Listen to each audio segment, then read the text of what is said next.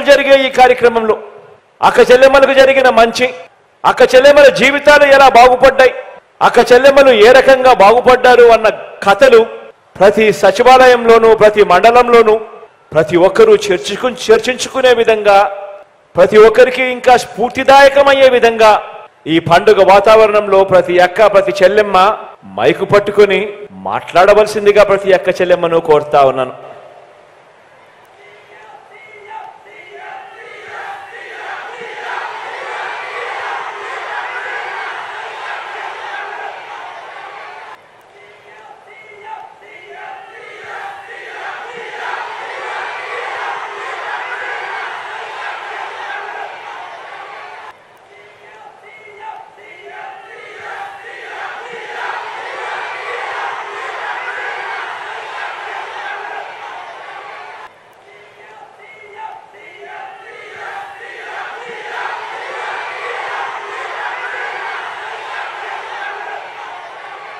ఈ వీడియో కానీ మీకు నచ్చినట్లయితే లైక్, కామెంట్, షేర్ చేయండి. మరిన్ని అప్డేట్స్ కోసం సబ్స్క్రైబ్ చేయండి.